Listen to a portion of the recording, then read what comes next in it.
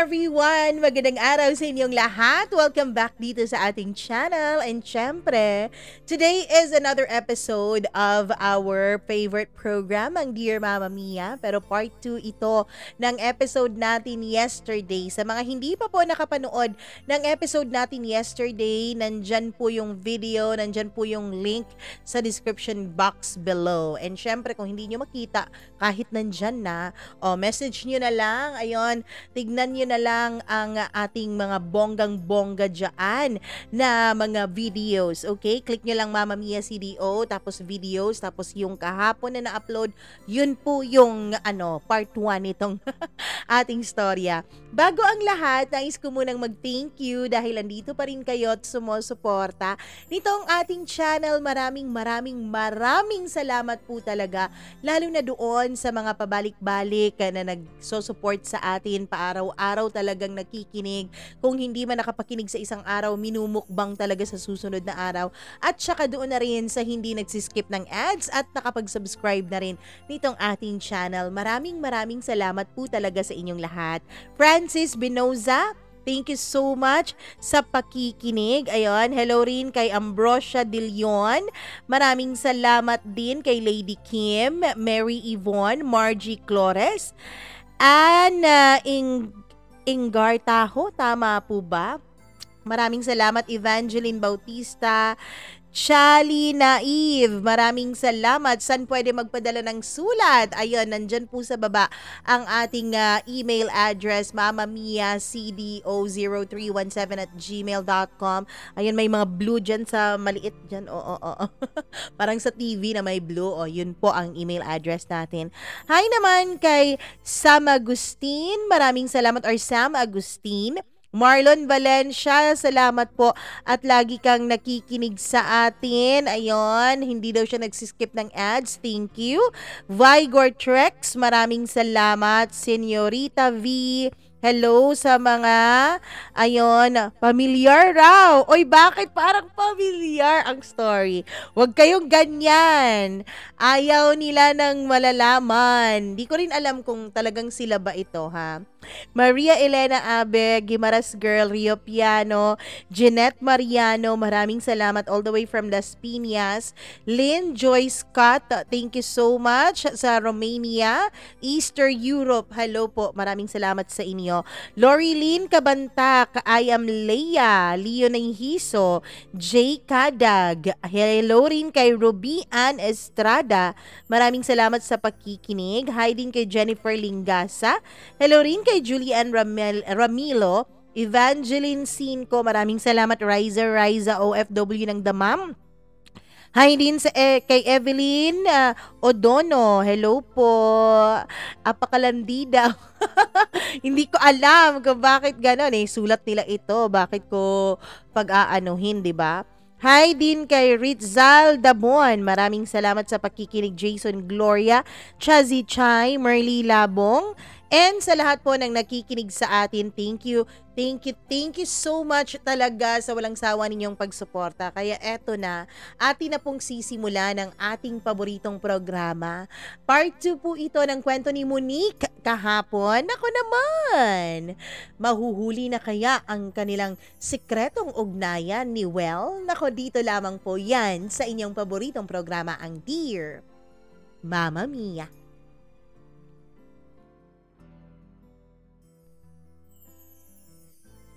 Gusto po niyang makipagkita sa akin. Kahit ayaw ko ay nangungulit talaga siya. Ang totoo niyan ay iniiwasan ko na talaga siya, Mama Mia. Natatakot kasi talaga ako na merong makakita sa amin at ma-issue pa kami. Pero dahil nga sa naging makulit si Well, ay wala na rin akong nagawa pa kundi ang pagbigyan siya. Nagkita kami sa may SM. Para pa kaming mga baliw na hindi nagsasabay sa paglalakad sa takot ko nga na baka may makakita at makahuli sa amin. Pero nung dumating na kami doon sa may SM ay talaga namang naging masaya ako sa naging bonding naming dalawa. 7 PM na po nung naisipan naming umuwi na.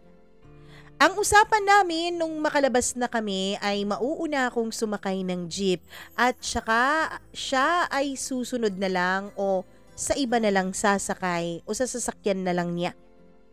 Pero Mama Mia, nung makasakay na ako ng jeep ay hindi ko naman inakala ang grabing timing talaga ng tadhana. Nakita ko po sa loob ng jeep ang isa kong kasamahan sa trabaho. Monique, saan ka galing? Tanong niya na siya namang ikinabigla ko. Sa SM ate, nagkita kami ng kapatid ko. Yun ang naging palusot ko sa kanya, Mama Mia. Hindi ko kasi nakita noon na paparating din pala si Well at sumunod pala sa akin. Ikaw lang mag-isa? Tanong ulit ng kasamahan ko. Oo ate, yung kapatid ko kasi may pinuntahan pa dito sa city tapos uuwi na rin yun sa amin. Sabi ko naman. Timing pa talaga Mama Mia na pagkatapos kong sabihin ang bagay na yon ay siya namang pag-akyat ni Sir Well sa loob ng jeep. Nakatingin siya sa amin. Pero siya naman ay relax na para bang wala lang sa kanya kung may makahuli man sa aming dalawa. Oy, nandito ka lagi Monique. Ikaw din. Sabay smile niya sa akin pati na rin doon sa kasamahan namin. Mama Mia, nung time na yon ay naisip ko na sana nga bumuka yung lupa at kainin na lang ako. O di kaya Lord, sana panaginip lang ang lahat ng ito dahil nakakahiya talaga. San ka galing sir? Tanong ng kasamahan namin. May binili lang ako sa SM. Kayo, san kayo nang galing? SM din sir. Mama Mia, pinilit ko talaga noong wag ipahalata na kinakabahan ako ng sobra. Ang laki naman ng SM ni hindi tayo nagpang-abot doong 3. Sabi niya sa amin. Kung nagkita tayo doon, nako, nilibre ko pa kayo ng kain. Ay talaga ba sir? Sayang naman, sabi nung kasamahan ko. Sayang talaga, sabi ko naman, pero ang totoo ay palihim na akong humihingi noon ng tulong sa Diyos na sana panaginip lang talaga. Hanggang sa nag-offer na nga si Sir Well sa amin na siya na lang ang bahala ng aming pamasahe. Yung kaibigan kong QC naman, Mama Mia, ay sobrang tuwa at saya na nakalibre daw siya ng pamasahe. Samantalang ako naman ay pangiti-ngiti at pilit na pinapagaan ang nararamdaman ko kahit ang totoo ay kabang-kaba na ako Mama Mia at natatakot ako na baka mahalata niya kaming dalawa. Hindi pa talaga nakontento si Well doon kahit na halatang halata naman niya siguro na kinakabahan na ako ng sobra. At nag-text pa talaga siya. Huwag kang masyadong pahalata. Kitang-kita na kinakabahan ka masyado. Ako naman Mama Mia ay tinignan ko na lang siya ng masama. If looks could kill, ika nga nila. Mama Mia, nung dumating na ako sa bahay, ay kitang-kita ng tita ko na talagang namumutla ako at kung saan-saan daw dumadako ang isip ko. Naisip ko kasi noon Mama Mia, ano na naman kayang chismis ang kakalat sa opisina? Ano na naman kayang chismis ang kakalat sa company namin? But good thing dahil kinabukasan nung pumasok na ako sa trabaho ay parang wala namang nangyari. Napapa-thank you Lord na lang talaga ako nung panahon na yon. Salamat naman at hindi kami nabuko. Salamat naman at walang nadagdag sa chismis dahil kapag meron ay mapaghahalata ko ng ako talaga ang tinutukoy ng chismis na lihim na karelasyon ni Sir Well. Mama Mia, dumaan ang 2 linggo mula nung mangyari ang lahat ng yon. Pinatawag ulit kami ni Sir Well lahat dahil may meeting. Eto na naman siya. Nagagalit na naman at pinapagalitan na naman kaming lahat. Ang dami-dami niyang mga sinasabi. Actually, Mama Mia, Hindi lang po sa kama magaling si Well. Magaling din siyang supervisor. Magaling din siyang leader kaya dyan talaga ako bilib sa kanya. Lalo na pagdating sa trabaho na para talaga siyang leon kung magalit. Pero kung sa akin naman, kung kaming dalawa lang, kung anong ikinatapang niya kapag kaharap niya ang lahat at naguutos siya at si sermon tungkol sa trabaho, ay siya namang kabaliktaran kapag kaming dalawa na lang. Para siyang pusa kung maglambing sa akin. Parang pusang malandi. Mama Mia, dahil nga sa naisip ko nung mga panahon na yun, ay hindi ko maiwasang mapangiti. Dahil doon ay napansin niya ako at tinawag niya ang pangalan ko habang nasa meeting kaming lahat. Yes, Miss Monique? Pwede bang i-share mo sa aming lahat kung ano yung nagpapangiti sa'yo? Kinabahan ako bigla, Mama Mia, dahil hindi ko naman namalayan na yung ngiti ko pala sa isip ko ay umabot na pala sa mukha ko. Tapos ang tapang-tapang pa talaga ni Sir nung tanungin niya ako at sinabihang i-share ko sa lahat ang naiisip ko. Kung alam lang niya ay siguradong mamumula siya. Sorry po sir, sabi ko. I hope na intindihan ninyong lahat yung pinagmitingan natin. Sabi niya.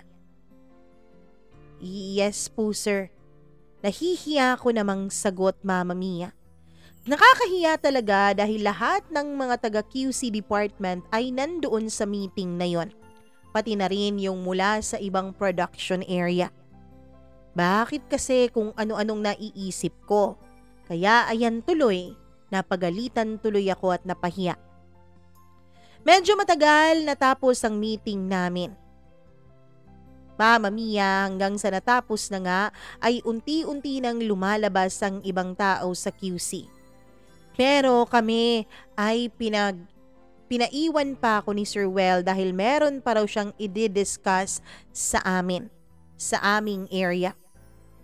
Ang dami niyang in-explain sa amin, Mama Mia, kasi kami yung QC na nag-handle sa napakaraming report na kailangan naming gawin.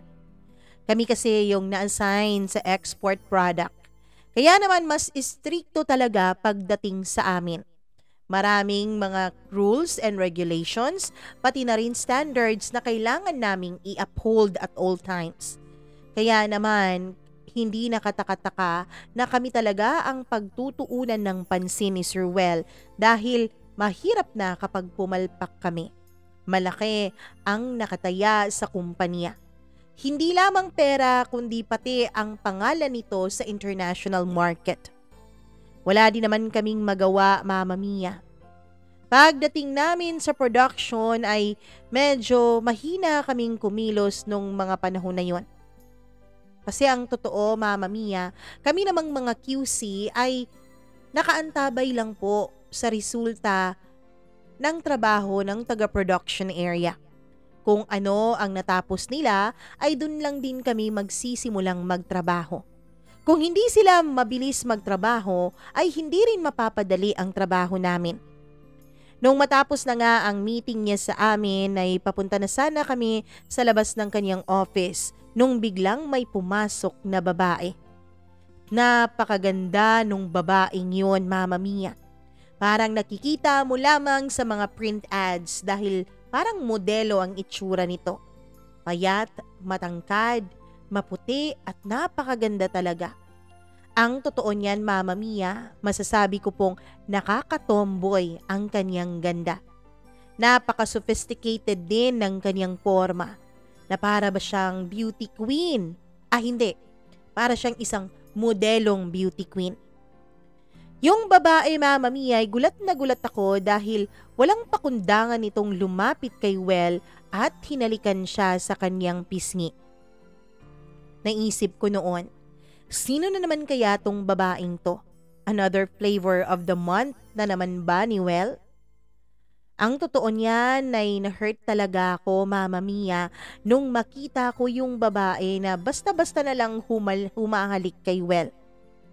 Pero naisip ko rin, Ano bang laban ko dun sa babaeng yon? Ano bang laban ko sa kanya? Oo, hindi naman ako pangit at oo, maganda din naman talaga ako.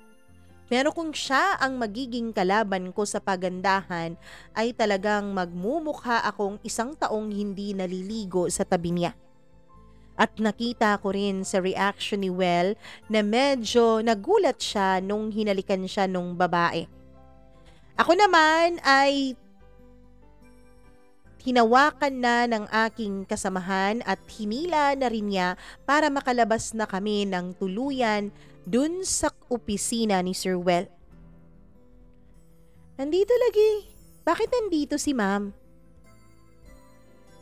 Nagkabalikan kaya silang dalawa?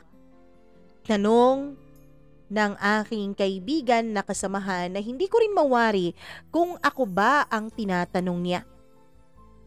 Sino ba yung babaeng yun? Napakaganda naman niya. Si Ma'am Ann, ex ni Sir Well. Mama Mia, halos mapamura ko noon, buti na lang at sa isip ko lamang.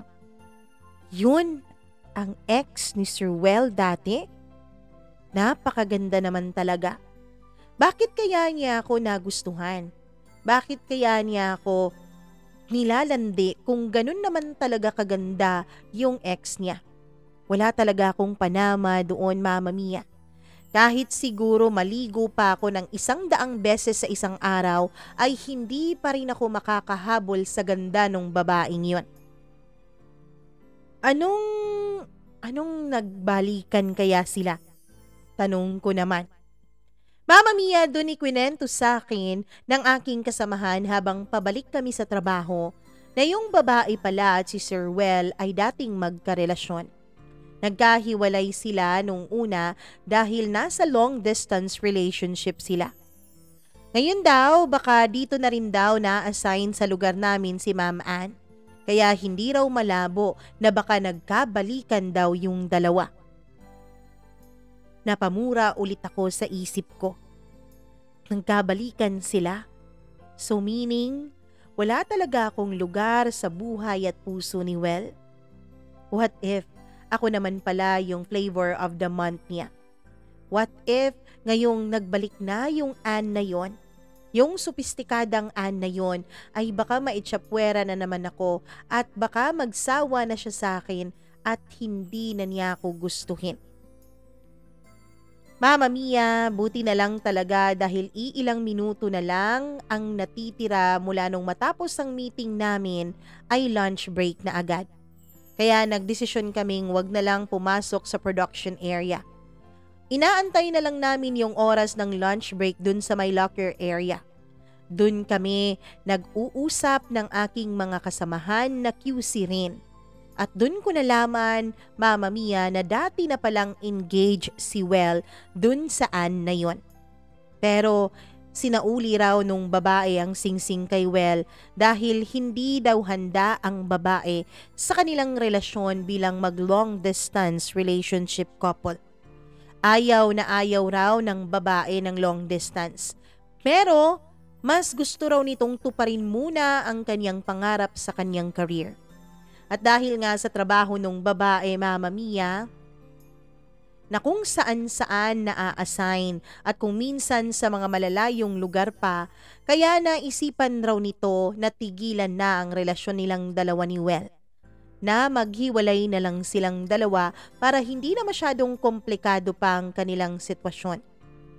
Sabi pa ng mga kasamahan ko sa trabaho, Mama Mia, na matagal na raw na magkarelasyon si Well at si Ann. At yung love story raw nilang dalawa ay ang perfect definition ng isang perfect relationship. So ibig sabihin, Mama Mia, okay na okay pala silang dalawa. Walang masyadong problema not until na-assign sa malayong lugar si Ann. At doon na nga raw nila nalaman nung maghiwalay na ang dalawa na kung sino-sinong babae na lang daw ang nakikitang kasama ni Well. Kung sino-sinong babae na lang daw ang tinitikman nito. Naisip pa nga nila na baka raw masyadong na broken-hearted si Well sa paghihiwalay nilang dalawa ni Anne, kaya ganun na lang ito kung magrebelde sa kanilang relasyon. Kaya kung sino-sinong babae na lang daw ang kinakama nito. Mama Mia, dun ako medyo nasaktan. Parte pala ako at kasama pala ako dun sa kung sino-sinong babae. Ang sabi nila, Mama Mia, itong pinaka-latest lang daw na babae ni Well ang lagi niyang ka-text sa halos oras-oras. Lagi niyang kausap. Yun daw ang sabi ng secretary ni Well na parang wala raw sa isip si Well dahil lagi raw itong nakatutok sa kanyang cellphone lalo na kung lunch break. Lalo na kung break sa hapon na mag-snacks. So meaning, ako ba yung sinasabi nila na oras-oras niyang ka-chat at ka-text? Ako ba yung sinasabi nila na parang kakaiba daw sa mga naging babae na ikinakama ni Well? Or baka assuming lang naman talaga ako? Napakasarap mag-isip na ako lang ang natatangi dun sa mga babaeng ikinakama ni Well, Mama Mia. Pero hindi ko rin maiwasang manlumo sa kapag naiisip ko rin na baka masyado lang talaga akong pala-assume. Hanggang sa hindi ko na namalaya na nag-vibrate na pala ang cellphone ko. Lagi na palang nagte-text sa akin si Well. Mag-usap tayo please. Alam kong may nalalaman ka na. Monique, please can we talk? Dun din sa dati. Ang dami-dami pa niyang mga tinitext. Nakikiusap na makipag-usap ako sa kanya. Nakikiusap na harapin ko siya at dinggin ko ang side niya. Pero naisip ko rin, para saan pa at mag-uusap kaming dalawa? Hindi ko na siya na-replyan pa. Hanggang sa lunchtime, Mama Mia, ay pumunta na rin kami ng mga kasamahan ko sa may kantin. Sa kasamaang palad pa talaga ay nagkasabay pa kami ni na Sir Well at nung dati niyang girlfriend na para bang tuko kung makakapit sa kanya. Parang tuko kung makahawak sa kanyang braso na para bang may aagaw dito. Mama Mia, doon na naman umandar ang mga insecurities ko. Kasi napakaganda talaga nung babae. Para talaga siyang artista. Para talaga siyang langit. Para talaga siyang anghel na bumaba galing sa langit. Ganon ang ganda niya. Para bang may sarili siyang ring light kung saan-saan siya pupunta. Mama Mia, mas lalo patuloy umandar ang mga insecurities ko nung malapit na malapit lang ang table namin sa kanila. Pakiramdam ko ay magkatabi kami nung babae. Pakiramdam ko kapag ipinagtabi kami ay malalaman ni Well at masusuka siya kung bakit siya pumatol sa akin. Nung araw na yun, Mama Mia, aaminin ko na hindi talaga ako nakapagtrabaho ng maayos.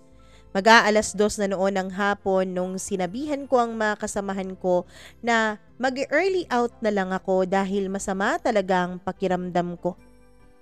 Hindi talaga ako mapakali noon.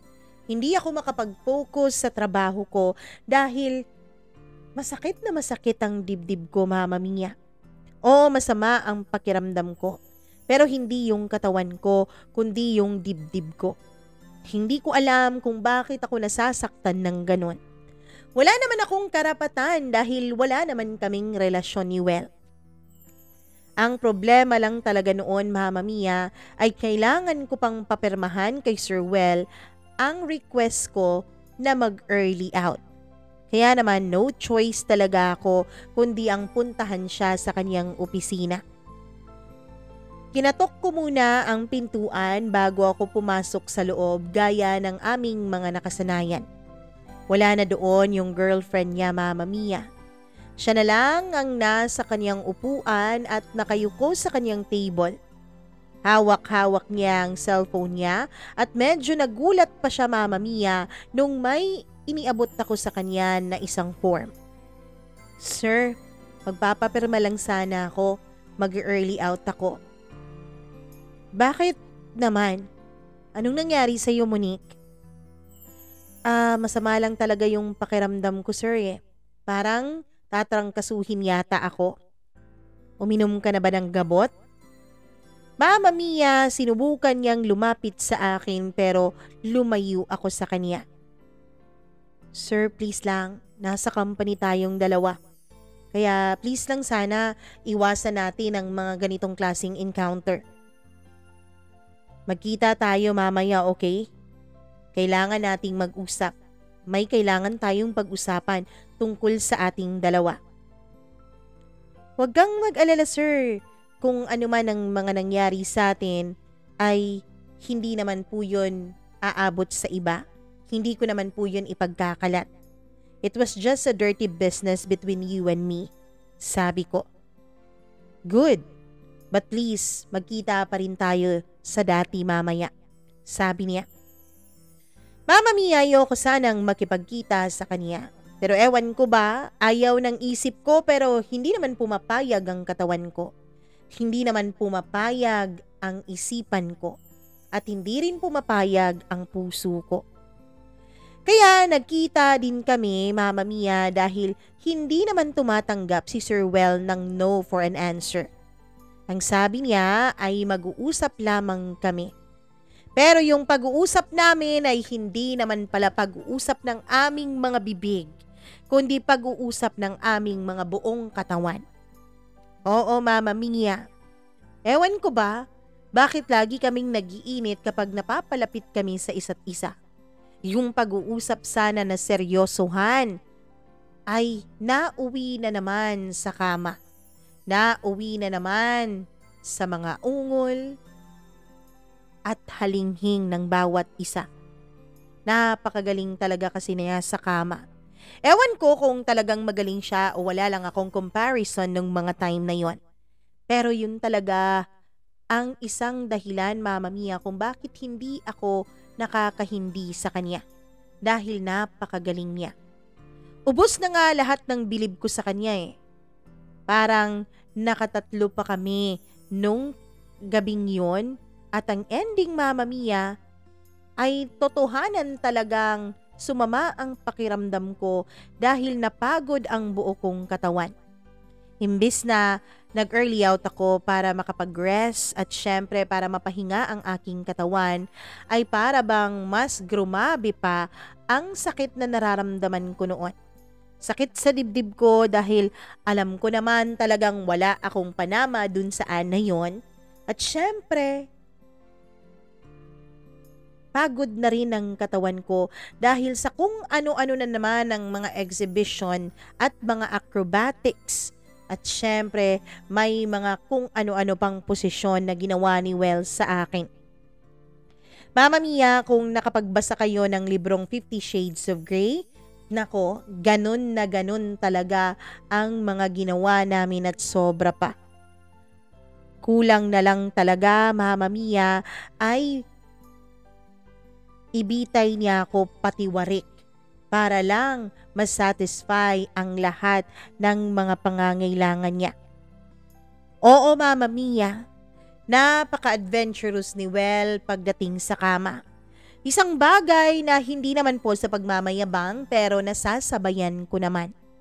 Yun siguro ang dahilan kung bakit bumabalik-balik pa rin siya sa akin kahit na hindi ko naman singganda yung Anne na yon.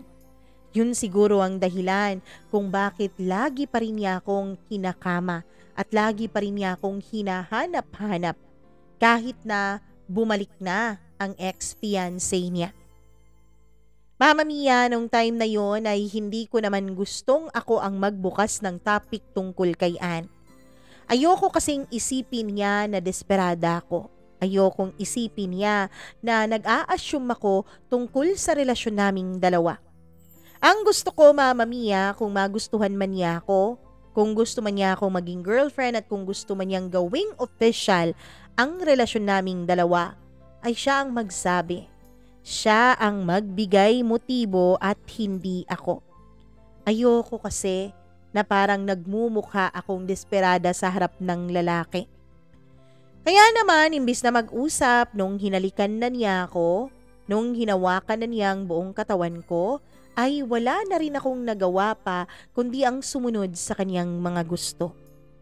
Ewan ko, Pagdating sa kama ay napakadali niya akong mapasunod. Siguro nga dahil siya ang nakauna sa akin. Siguro nga dahil siya ang nagpa-experience sa akin ng mga bagay na kahit kailan ay hindi ko pa naranasan.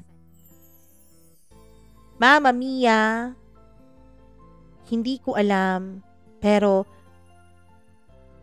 wini-wish ko habang magkaisa ang mga katawan naming dalawa ni Well, na sana maisip niyang ako na lang. Na sana maisip niyang wag nang balikan ang Ann na yun kahit na ang totoo ay napaka-imposible naman. Maganda ang trabaho nung Ann. Maganda ang kanyang kitaan kumpara sa akin na high school graduate lang naman at nasa production area lang po na assign.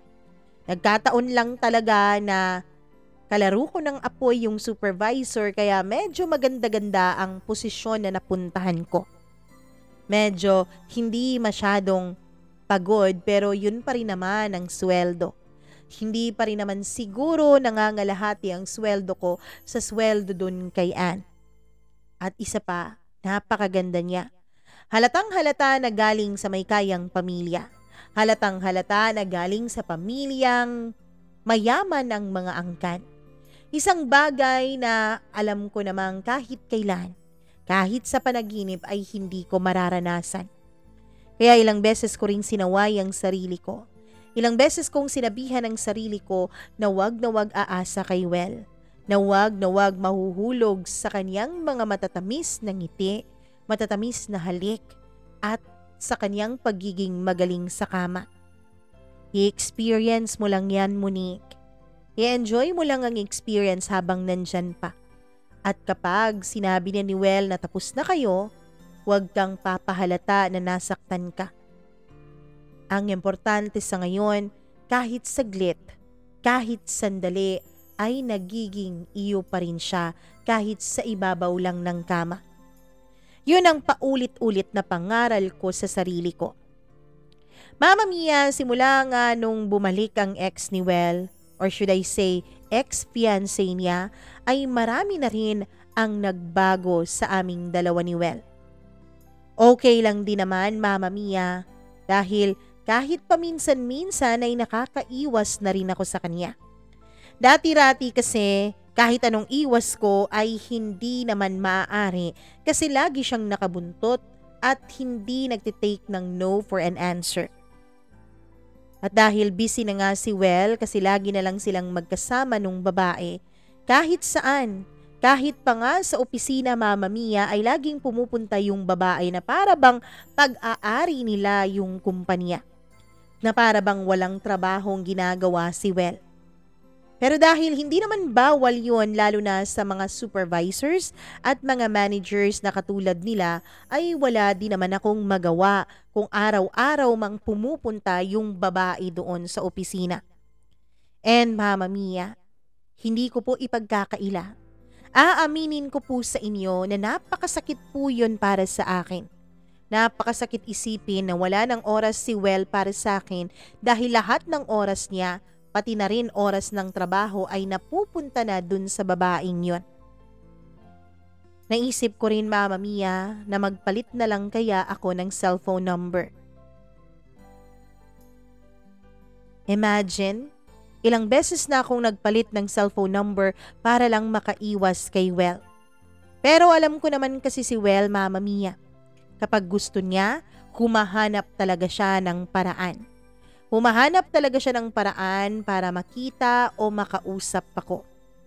One time, Mama Mia, ilang araw ko na rin siyang iniiwasan nung mga panahon na yon nung bigla niya akong ipatawag sa opisina niya. Sakto namang wala doon si Ann. Ewan ko kung nasaan yon, araw-araw ko namang nakikita yon na pumupunta doon sa kumpanya. Sir, pinatawag niyo raw po ako? Tanong ko. Nagbago ka na naman ba ng cellphone number, Monique? Tanong niya. Yes, sir. Bakit po? May mali po ba? Hindi na naman kita makontak, Monique. Sir, para saan pa? Para saan pa yung pagkontak mo sa akin? Hindi ka pa ba tapos sa akin? Hindi ka pa ba tapos sa paggamit sa akin? Ikakasal ka na, di ba? How can I resist you, Monique? Bakit ba? Bakit mo ba ako iniwasan? Hindi naman kita matitiis dahil lagi ka nang nandito sa buo kong sistema. Alam mo sir, siguro nalilito ka lang. Siguro nalilito ka lang dahil ako lang siguro yung sumasabay sa mga trip mo sa kama. Ako lang siguro yung sumasabay sa lahat ng gusto mo. Hindi ako nalilito lang. Pwede ba wag mo akong pangunahan dito sa nararamdaman ko? Feelings ko to, no? Emosyon ko to, kaya wala kang alam dito. Sir, please, tigilan mo na ako. Tigilan na natin to. Tigilan na natin ang lahat dahil ayoko po ng gulo. Monique, hindi mo ba naiintindihan? Hindi mo ba maiintindihan na mas lalong gugulo ang sitwasyon ko kung lalayo ka sa akin? Sir, kaya nga lalayo na ako sa iyo para wala nang gulo. Bumalik na si Miss Anne, di ba? Bumalik na siya, kaya para maiwasan natin ang lahat ng gulo, please ba, tigilan mo na ako. Monique, sir, kung hindi mo ako titigilan, ako mismo ang magre-resign dito sa kumpanya. Magpapasa ako ng resignation letter ko bukas na bukas din. No, hindi ako papayag na aalis ka.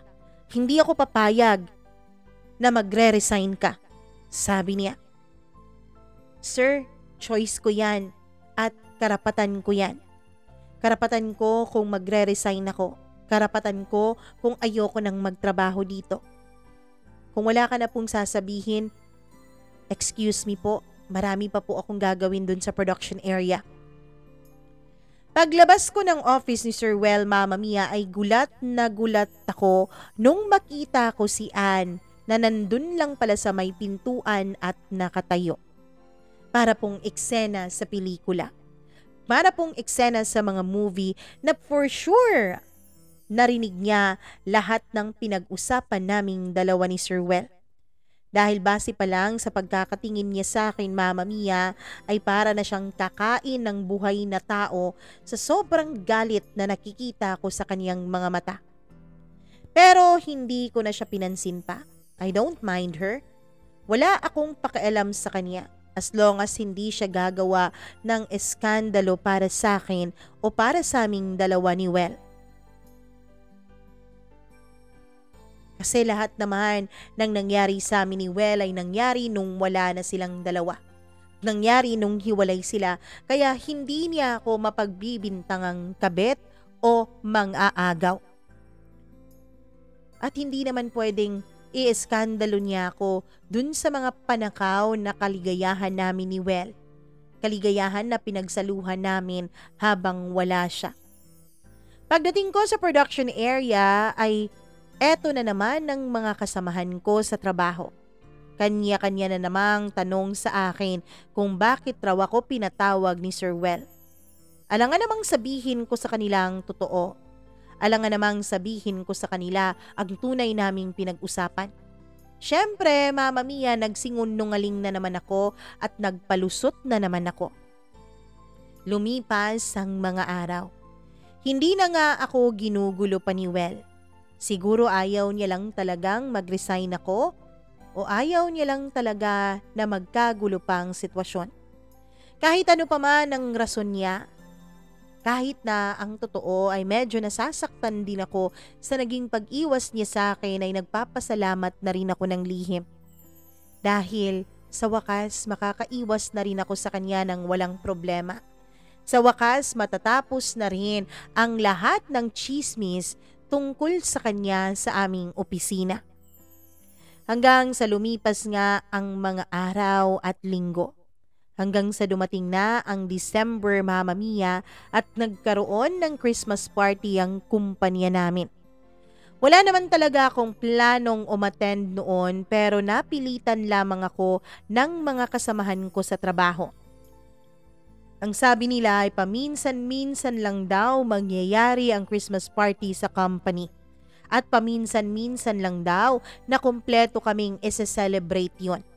Dahil sa susunod na taon, may mga mawawala na naman sa kumpanya. May mga magre-resign at may mga ipapirate na ng ibang company. Baka raw huling pagkakataon na namin na lahat ng iyon na magsama-sama. Kaya no choice ako.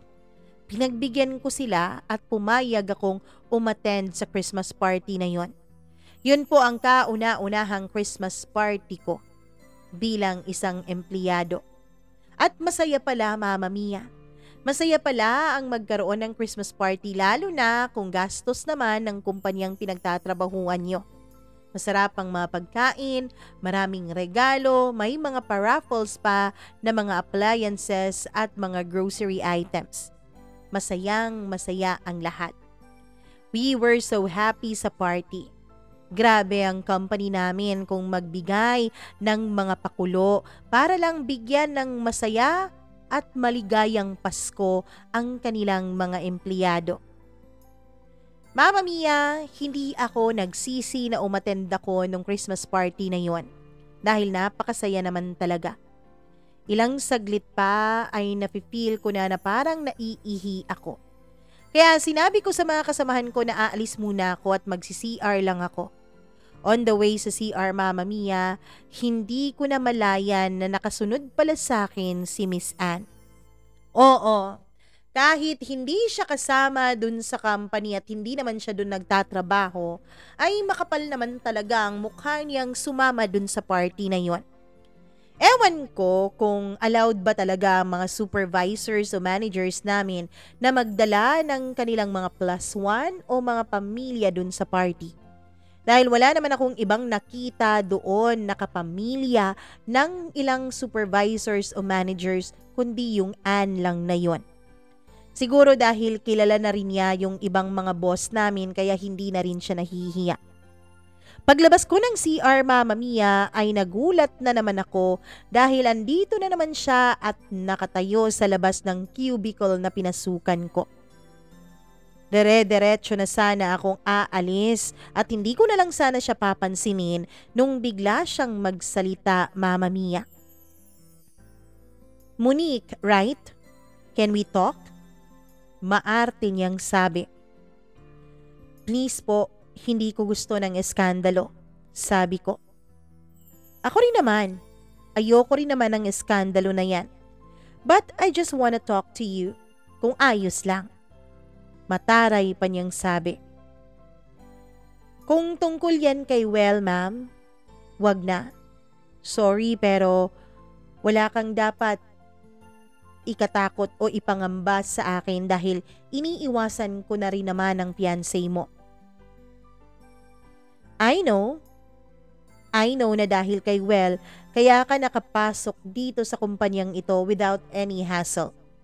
Alam ko na hindi ka dumaan sa interview. Ni hindi ka nga dumaan sa pagpapasa ng mga government papers mo, hindi ba? Wala ka ngang NBI na present.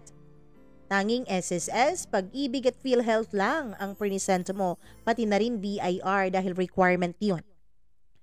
I wonder kung paano mo kaya napapayag si Well na ipasok ka ng ganun-ganun lang.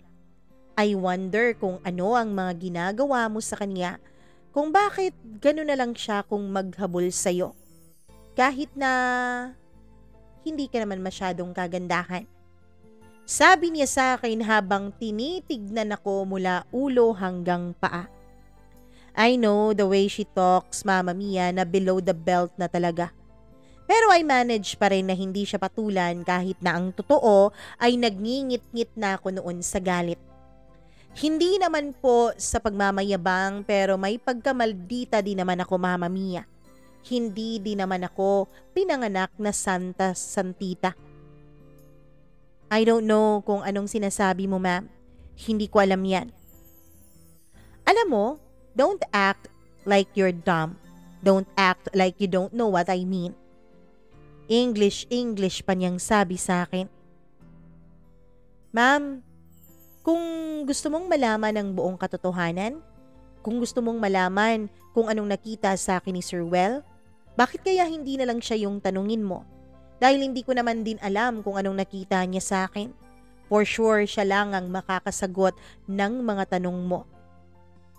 Mama Mia, hindi ko na nga napigilan pang sarili ko at sinagot ko na siya pagkatapos noon ay lumakad na ako paalis dun sa CR na yon. Kasi baka mapatulan ko pa siya at baka mas lalo pang lumaki ang gulo. Christmas party pa naman yon. Dapat lahat lang ay masaya. Lahat lang ay nag-e-enjoy. Kaya natatakot din ako, Mama Mia, na baka magpang-abot pa kaming dalawa doon at mas malaki pang gulo at chismis sa company. I know, una pa lang sa aming dalawa ni Well, lahat po ay mali. Oo, mali. Hindi naman dahil may karelasyon kami dahil pareho naman kaming single nung mga panahon na yon. Pero mali, kasi nga wala naman kaming relasyong dalawa. Mali rin kasi ginamit ni Well ang kanyang posisyon para basta-basta na lang ako makapasok sa trabaho kahit na high school graduate lamang ako at hindi man lang nakatungtong ng college. Pero paano ko nga ba iiwasan si Well? How can I resist him kung sa kanya ko lang na feel that I am worth it? Kung sa kanya ko lang na feel na pinapahalagahan ako, hindi lang sa ibabaw ng kama, kundi pinapahalagahan niya lahat-lahat tungkol sa pagkatao ko. Pagbalik ko dun sa table namin kung saan kami naka-assign ay nakita ko si Sir Well na nakatayo doon malapit lang din sa table namin at kausap yung iba ko pang mga kasamahan. Nung lumapit na ako, Mama Mia, ay narinig ko na nag-o-organize pala si Sir Well ng party exclusive lang para sa aming mga taga-quality assurance. Yung hinandle namin. Yung hinahandle niya. Sabi niya, dun daw kami sa isang beach resort. Again, Mama Mia, hindi sana ako. Ayoko sanang sumama pero yung mga kaibigan ko na mga kasamahan ko ay napakakulit naman talaga. Pati pa tita ko ay dinamay nila sa kanilang kakulitan at sila pa talaga ang nagpaalam sa tita ko para sa akin. Ang tita ko naman ay nagtataka kung bakit ayaw ko raw sumama hindi naman daw niya ako pinagbabawalan.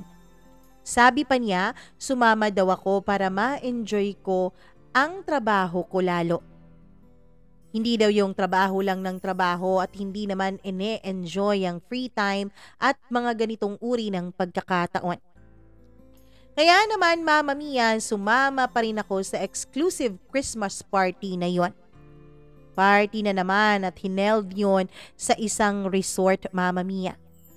Iilan lang kaming nandoon, hindi katulad nung party sa company na napakarami namin. Nasa mga 20 lang ata kaming lahat.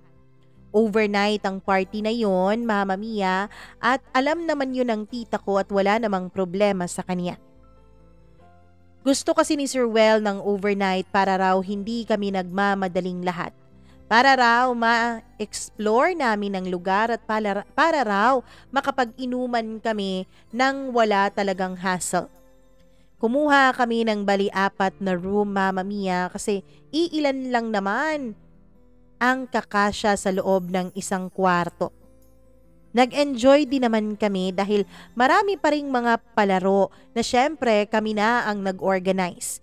Mga palaro at mga prizes na magaganda rin naman.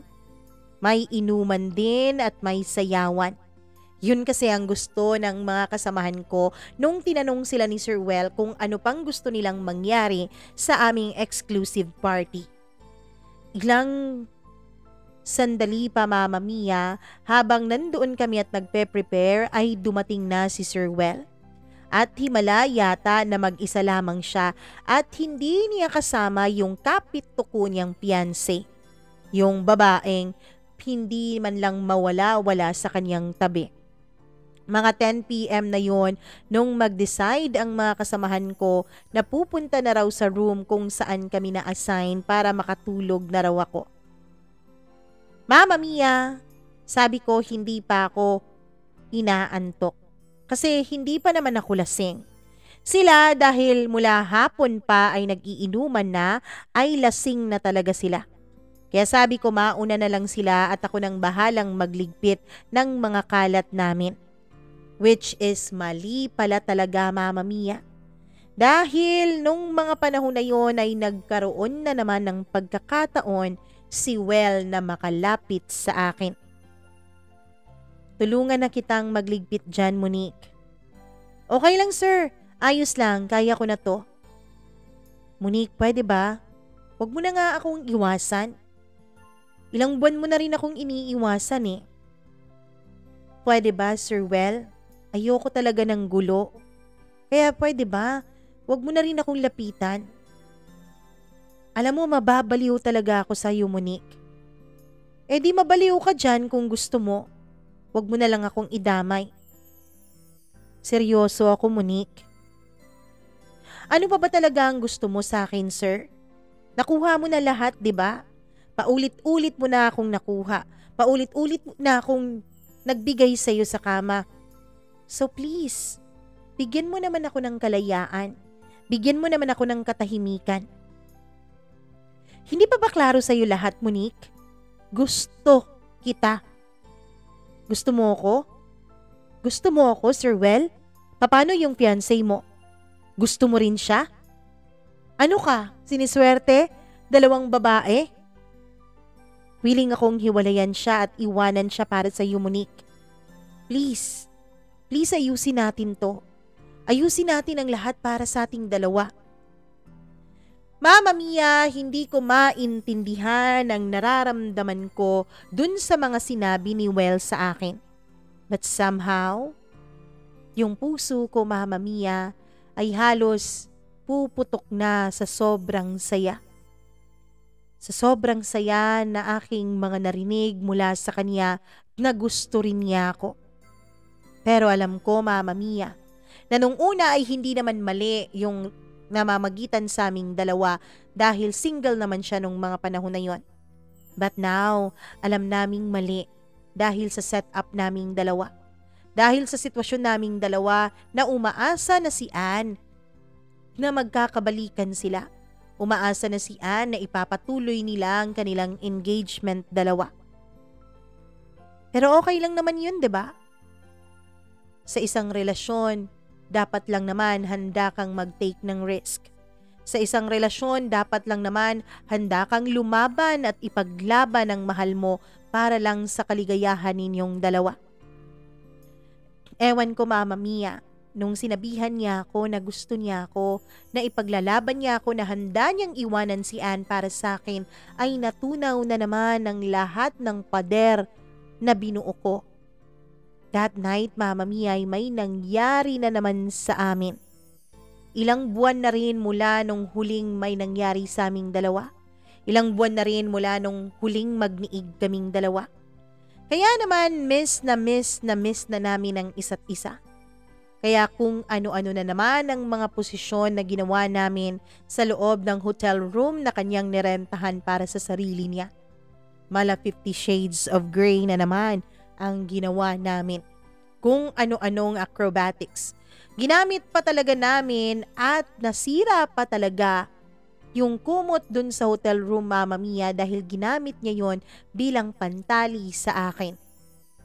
Binayaran na lang niya ang mga bagay na nasira namin dahil sa sobrang pagkasabik namin sa katawan ng isa't isa. Kung ano-ano pang mga ginawa namin.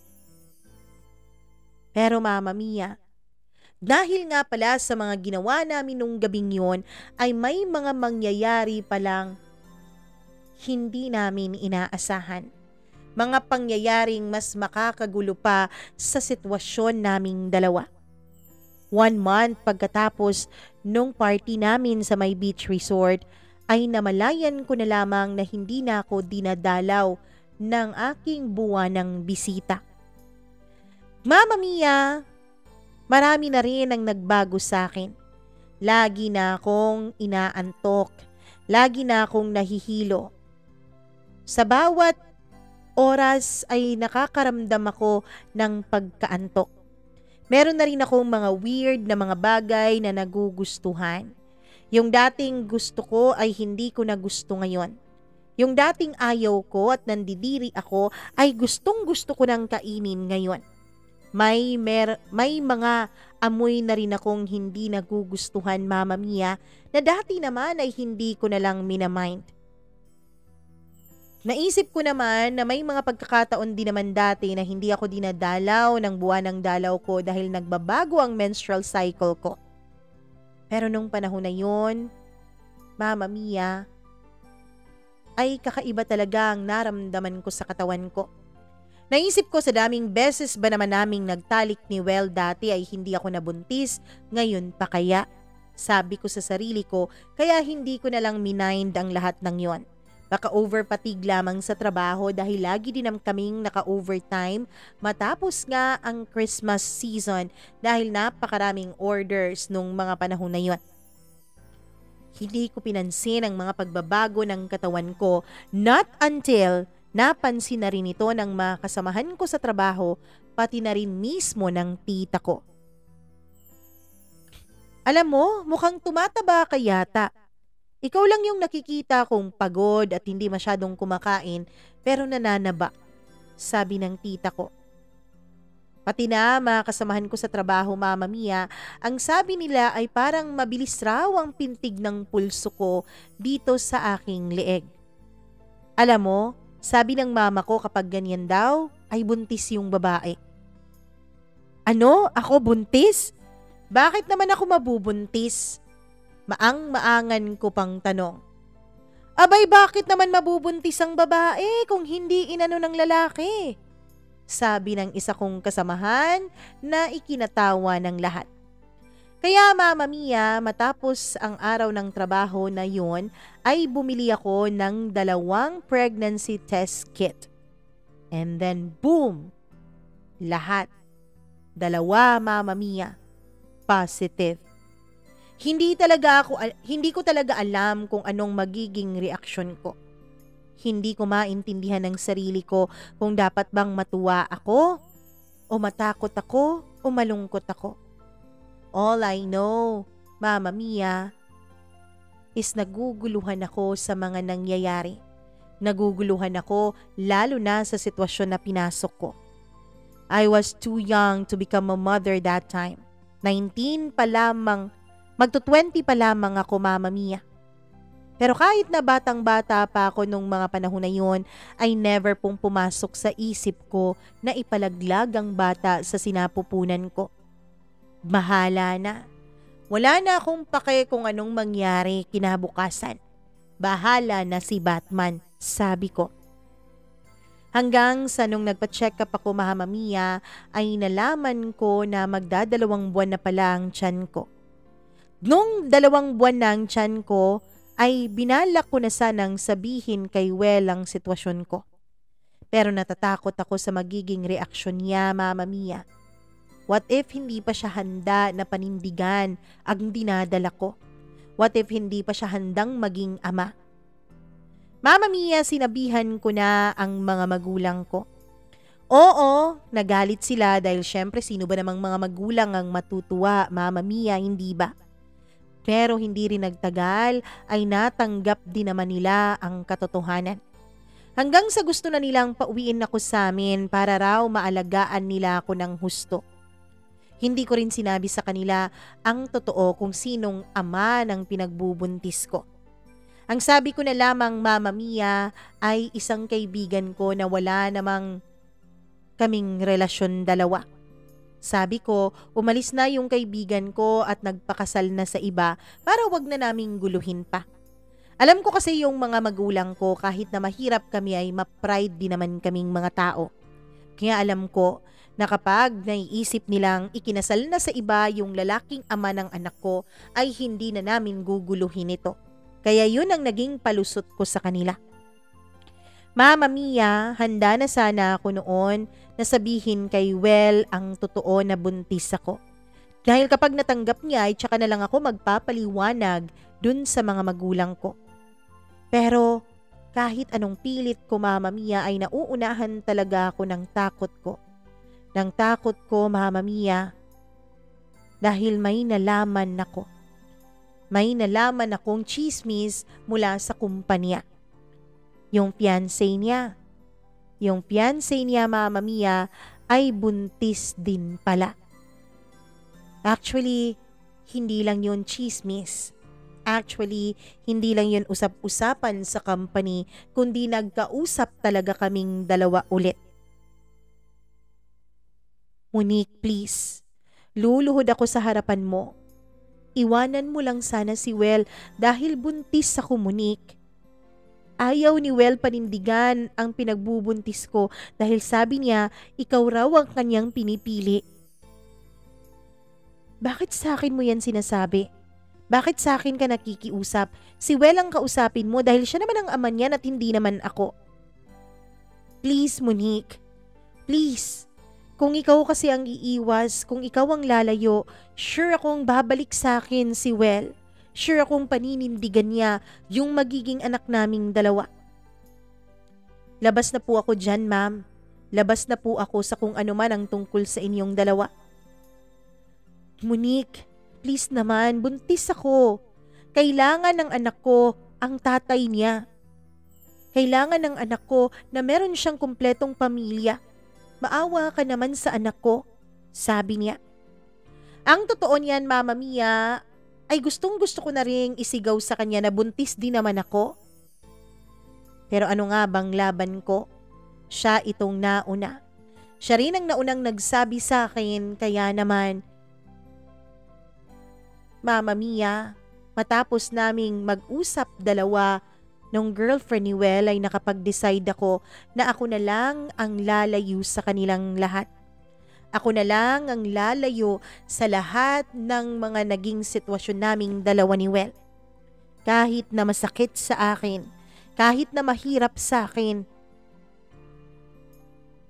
Tumutulo ang luha ko, Mama Mia, habang nasa loob ako ng isang internet shop at gumagawa ng aking resignation letter. Tumutulo ang luha ko habang tinatype ko yun. Oo, magre-resign ako. Magsasubmit ako ng resignation letter kahit na alam kong hindi yun tatanggapin ni Well. Kinabukasan ay inipon ko lahat ng lakas ng loob na meron ako. Inipon ko lahat ng tapang ko at kumatok ako sa opisina ni Sir Well at iniabot sa kanya ang resignation letter ko. Ano to, Monique? Resignation letter ko po, sir. Magre-resign ka? Bakit? Akala ko ba okay na tayong dalawa? Nakapag-decide na kasi ako, sir. Pakiramdam mo lang yan at feeling mo lang yan na okay na tayo pero ang totoo ay hindi naman. Ano bang problema, Monique?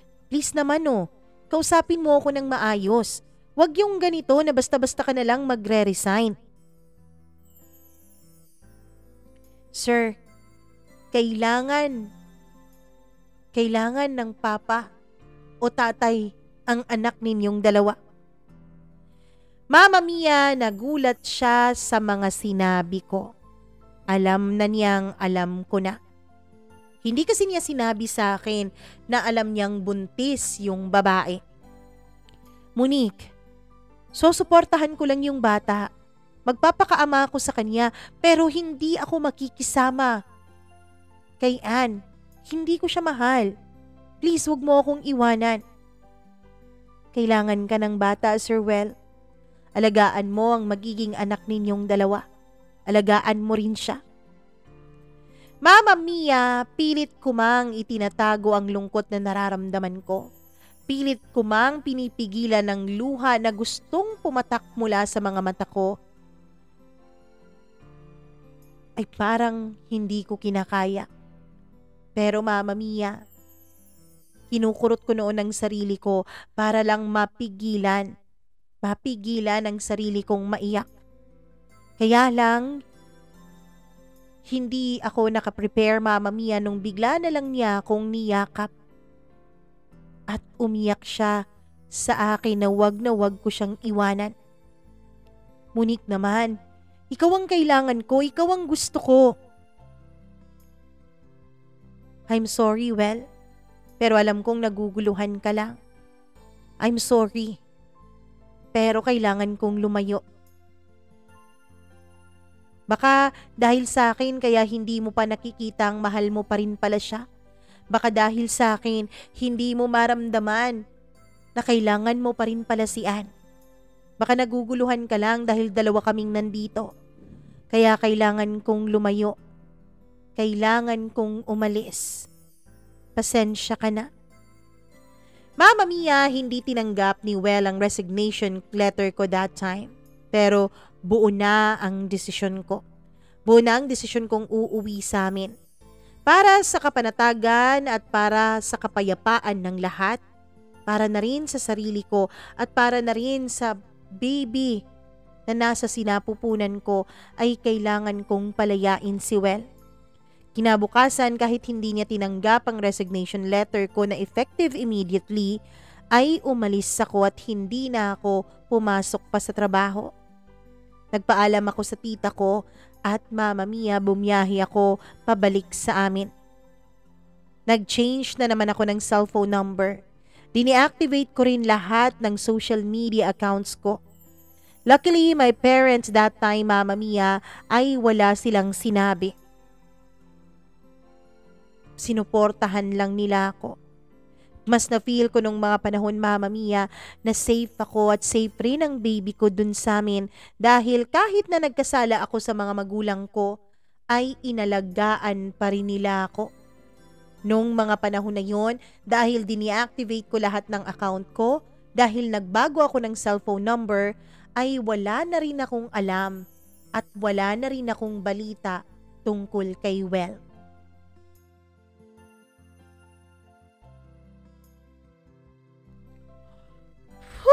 Grabe namang story na ito. Para talagang mga teleserye, ano? Bakit naman kasi, Well, akala ko ba hindi mo gusto si Ann? Pero bakit mo naman binuntisan? Ako naman itong talagang si Well, matinik pagdating sa kama. Anyways, meron pa pong karugtong ang kwentong ito. Kaya bukas abangan niyo ang kwento ni Monique. Siguro mga panghuling part na bukas. Kaya abangan niyo po ang kwento niya. Okay? Sa mga may gusto dyan na mapa-shoutout, huwag kayong mag-atubiling mag-comment down below at syempre i-share niyo na rin ang kwento na ito along with the first part of our kwento na dito sa ating description box. At syempre makikita nyo rin dito pagkatapos ng kwentong ito, makikita nyo dito sa screen niyo yung part 1. Ay nako, wag na natin pang patagalin ang inyong pag-aantay. Bukas na ulit, okay? Anyways, please follow all our social media accounts, TikTok, Instagram, Threads, and Facebook, Mama Mia CDO or Mama Mia Cagayan de Oro. Paki-subscribe ng ating channel, paki-click ng notification bell para lagi kang updated sa tuwing may bago tayong video na ilalabas. Maraming salamat po sa inyong lahat. Hanggang bukas, ito po si Mama Mia. Magandang araw po.